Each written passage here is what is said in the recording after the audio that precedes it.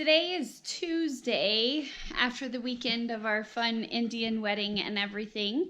Yesterday was a fun-filled day of getting back to school. Kenya had theater. Lincoln and I had a good dinner together last night. We've been doing a little bit of school. I had a doctor's appointment this morning that I had to go to, so interrupted a little bit, but the kids were able to do math in the car and listen to their audiobook that we're reading right now. So that's what they've been doing. Then they came home and did a little bit more school. Poor Kenya. She's not feeling good today. I think I have the flu. I hope she doesn't have the flu. I don't think she has the flu. I think she's just a little down under the weather. We don't have a fever or anything. So Kenya's resting on the couch for a minute. Lincoln just got done doing some science. While we're on a quick break, I wanted to show you some of the things that we do in our schoolroom and share with you my homeschool journey. This is our schoolroom. It's one of the first rooms that I got set up when we moved into the new house. Kind of small, but we have everything set up in here as we like it. It works pretty well. We've been homeschooling for 3 years now, so the kids have had a mix of going to public school and being homeschool. We love both options. When we decided to homeschool, Kenya was going into 4th grade and Lincoln was going into 3rd grade. We made that transition right when we found out we were moving to Colorado. The beginning of it was a little bit hectic, to say the least, transitioning over, saying, now I'm gonna homeschool. I did not quite know where to go, what curriculum we were gonna use, and the curriculum and the route that we chose is classical education. We really enjoy it. When we were in Illinois, we went ahead and joined a classical homeschool group. It's called Classical Consortium Academy. It's based out of Barrington. Absolutely loved it, where the kids came together once a week, and then the rest of the 4 days out of the week I was at home helping them handle assignments and stuff that we had to get done throughout the week. The transition was bumpy, but I have found through the journey of the past, this is now going on year 3, so we're just starting our 3rd year. And through that journey, the kids have rediscovered their love for learning. They have actually been able to go more in depth to the things that they're really interested with. And along that line, I feel like I've gone back to school. I have information in my head I never thought I would have to put back in there. With a classical education, it breaks it down. We have our history, we have the math, of course, science, and then Latin, and the grammar is a big side of it. Going back and saying, oh, we're gonna pick up Latin, that's been interesting. But after the first year, I caught on really well. The kids have really taken off with it, and starting to make the connections between Latin and grammar has been really fun. And that's the other side of it, is the English grammar. Oh my gosh, guys, diagramming sentences. It's insane. Last year, they diagrammed the preamble to the Constitution of the United States. I was very proud of them. But for the most part, our homeschool journey has been great. When we decided to start homeschooling, I still wanted to have a classroom environment at home. I wanted to kind of keep it separate from the rest of the house. So that's why I've chosen to have a classroom set up. And I know that there's so many different styles out there, but this is what best fits my personality, and the kids really like it. They know that when they're in this room that they're all school focused and they have a lot of fun. I have found out that maybe I should have been a teacher. I'm really excited because I get to tap into that side, that teacher side of me, and I enjoy seeing my children learn and helping them discover things. So it's been a lot of fun. Let me show you a few things that I chose to put into our classroom, and these are things that we've had since day 1 of our homeschool. Once we decided to go down the homeschool route, there were some things that I wanted to have in our classroom and some incentives in the classroom, because I think the kids right now, especially at the age that they're at, really work off of reward systems. And I've actually found out, and I've talked to some other parents, that the system could work anywhere in your house. You can apply it to anything. When I was setting up our homeschool room, one of the things that I came up with for incentive in the classroom is called Emoji Boards. And I just decided, how I thought of this is I was trying to think of a reward system that would connect with the kids, something that they're excited about and their generation knows. And we all know emojis are really big right now. So I thought, well, what would happen if we put an emoji board, and for each subject that they do, they get a level of an emoji that they can put up on their board. And so I came up with a system of 3 different types of emojis. And I've got them all here in my jars, and I'll show you in a minute. But our different levels of emoji is a smiley emoji. And then we have our Disney emojis. I keep them in these jars. So we have smiley emoji, Disney emoji, and the ultimate, coolest, best emoji you can earn is a Star Wars emoji. In our house, we're huge Disney fans, and the kids are really big into Star Wars. So I kind of based it off of things that they really love and did those 3 emojis. So after the kids finish their subject, let's say we start off with math during the day. If they were just really struggling, maybe had some resistance, not the best attitude during the time that we're trying to complete our work, then at the end of the subject, they ask, what emoji do I get? And I tell them, smiley, if their attitude wasn't the greatest.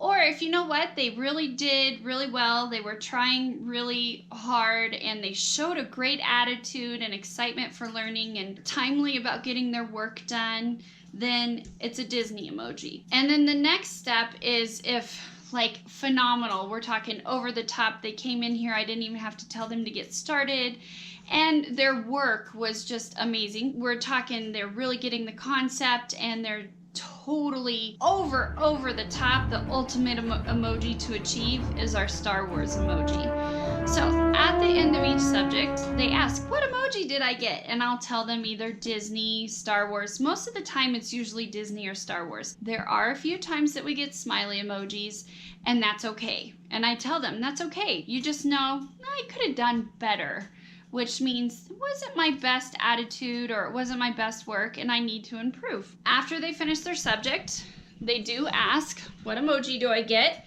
And I tell them, and then they come over to one of the jars, and I've got smiley, Disney, and Star Wars. So they take the emoji that I told them, and then they come over, and these are the emoji boards that I set up, and it's real simple. This is just a magnetic dry erase board that I found at Walmart. Stuck it up on the wall. I created this hashtag Lincoln Rocks, and they come over and they these emojis, and I'll go over this in a minute how I created these, but I have little magnets stuck on the back of the emoji. Take this would be a Disney emoji, and just put it up on their board. And we start that every Monday, and I'll show you Kenya's emoji board too. Here's Kenya's. So every Monday we start adding more emojis, and Monday through Friday they're asking what emoji do they get for each subject. At the end of the week on Friday is what we call payday. The emojis, this is where the incentive comes in. The emojis are each worth something. And so what I came up with was the emoji reward system. And like I said, the Star Wars emojis are our highest emoji that you can get. It's like the ultimate emoji. And each emoji is worth something. And so on Fridays, the kids bring me their emojis, and I total up how many Star Wars emojis you have, how many Disney emojis they have, and how many smiley emojis. In our house, we don't pay the kids for chores. We don't pay them to take out trash. We don't pay them to feed the dogs. I don't pay them to help me clean the house, because I want them to learn that those are common things in life, and you should just be doing those. Those are things that as a family we contribute to together. They're things that they're gonna have to do every day of their life. Luke and I have decided that the kids should be paid for their school. That's like having a job, and you get paid for the work that you do, for the knowledge that you try and gain. That's how our system goes as far as allowance goes in the house. That's how our kids are earning money, is through their school. The Star Wars emoji each one is worth 50 cents. Each Disney emoji at the end of the week is worth 25 cents. Our smiley emojis, there's no money attached to it. Not only is a Star Wars emoji worth 50 cents, it's also worth 10 minutes of time money, 5 emoji dollars, and 2 baking points. Emoji dollars. The kids have these little electronic piggy banks, and I hook up to their iPads. So this is it right here. But they're actually electronic, and there's an app on their iPad. Well, the emoji dollars, I reward them at the end of the week. And we have like a little fun shop in the classroom. They can buy a pencil, or I might even have an iTunes gift card that's worth like 50 emoji dollars. So once they save up enough emoji dollars, they can buy the gifts that I have for them. The next thing on there that the Disney and Star Wars emojis, you can earn what's called baking points. And I wanted like a classroom incentive. So I came up with brownie points. So it takes 40 baking points. You have to have 40 baking points to get 1 brownie on our brownie board. And that's combined. So Kenya and Lincoln are trying to earn enough baking points at the end of the week to get at least 1 brownie put up on the board together. And this is just a classroom, like a combined class thing. So the 2 of them trying together to get this brownie put up on the baking board. But once this tray gets 12 brownies on it, they get to choose like a big brownie celebration. So they can choose, maybe one Friday we'll have donuts in class. Last year, their one choice was to fly to Lincoln, Nebraska and see the cousins. So we celebrate. So once 12 brownies go up on that board, it's a big reward as a class, even though I only have 2 students. So some other things that I set up in the classroom to encourage independent learning is they have these envelopes. These are little envelopes that I found, and I just put a sticker on there. And usually what I do is I'll put a card in each subject that has their assignment on it for the day. They pull that card out, they finish whatever's on that card, and then at the end of the day, they hopefully see all the finished subjects. So that's me trying to encourage them to do independent learning. Doing the classical model, we do cycles. So last year, our cycle was modern history. So it went all the way up from the American Revolution all the way up to modern history, and everything ties in together. This year, we're covering ancient history, and the geography ties into it. And this year in science, we're covering zoology. Latin, we're still covering a lot of different things. So every week we have what's called memory work, and that's just a general memory thing that we're trying to memorize, that we just do. It takes about 30 minutes of their day, and they're just memorizing some of this information. And then in each subject, we broaden more into each assignment. So like this week, they need to tell me about Greek and Roman gods. Then this ties in with our geography, some parts of an animal cell, and so I asked them, what are some parts of an animal cell? And they would say some parts of an animal cell are nucleus, cytoplasm, vacuole, and they would go through and recite all this. And this is our Latin. And then, of course, their prepositions. I don't have math up there just because it's multiplication tables, so they're going over it every week. So that's a few ins and outs of our classroom. One thing I wanted to come back to was when we were talking about the emoji rewards, is with their Star Wars and Disney emojis, they can earn time money.